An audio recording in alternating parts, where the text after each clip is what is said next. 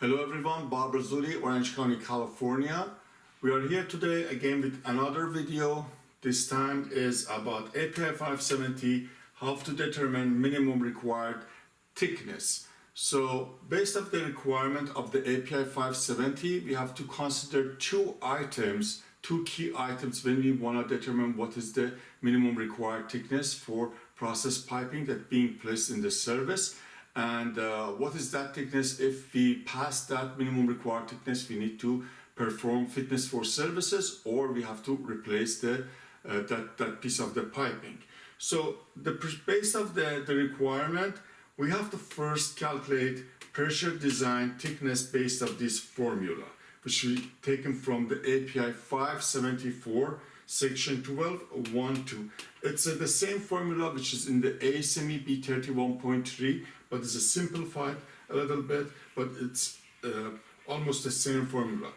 So we have a P is a design pressure, the outside diameter, and then 2 is a factor, and S is an allowable stress at the design temperature, and the E is a joint efficiency, and it's a longitudinal joint efficiency for the piping material that we're gonna use. After we calculated this wall thickness that we calculated is the thickness that we need. This wall thickness is a thickness that we need just to overcome the pressure, internal pressure in the piping that is caused by fluid, which is the same as the hoop stress. But that's wall thickness that we calculated might not be enough from the structural point of view. You know, the process piping is going to be in the pipe support, and then the weight of the piping and the loading that is going to be caused by the connecting rotating equipment or the steel structure, and then might cause buckling and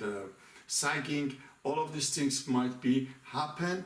For that point of view, we have to also consider structural minimum thickness and then compare these two wall thickness and pick the one is higher as our minimum required thickness. The structural minimum thickness address on the API 574 table 7. So for each pipe size, we have a certain value that we can consider. So for purpose of the minimum required thickness for process piping that being placed in service, we have to calculate pressure design thickness and read the number from the table 7 for that certain pipe sizes, and then compare them, which one is higher. We're going to take that one as a minimum required thickness. We're going to have an example. We are going to review this example given for us as a material of construction is ASTM A106 grade B, like this material here. And then our design temperature is 100 degree Fahrenheit. Our design pressure is 600 psi. The size is, we assume the size is 12 inch. And then what is the minimum required thickness? First, we have to write down the equation from the API RP 574 and calculate the minimum design thickness. For this formula, P is design pressure, plug in the numbers, and the D is the outside diameter. This is the nominal side, this is the outside side, and outside diameter of the 12-inch pipe, there's a table on the API RP 574. Whenever you need a pipe to see what's the outside diameter, you can check that. Up to the 12-inch, it's going to be something's over the nominal, but after the 12-inch, like a 14-inch pipe, the outside diameter is going to be the same 14-inch, or 16, the same 16. 18-inch is going to be the same 18-inch. But here for 12-inch, our outside diameter is 12.75. And then 2 is a factor, S is an allowable stress at the 100 degree Fahrenheit, which you're going to read this number from the A1 table in the ASME B31.3.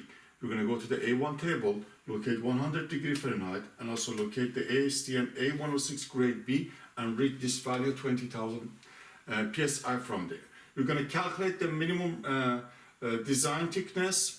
Pressure design thickness is going to be 0.19 inch, which we need this wall thickness to overcome the internal pressure of the liquid which is going to be transferred in our piping system. Now we have to verify to see for this 12-inch pipe with the 100 Fahrenheit design temperature, what is the minimum structural thickness? We're going to go to the table 7 on the API RP574, and in the table temperature is less than 400 Fahrenheit, and then the structural minimum thickness for the size of the 12-inch is going to be 0.11 inch. Now we have to compare this value with this value and take the one is higher. So this value and this value, 0.19 inch is over the structural minimum thickness, and then we're gonna consider this one.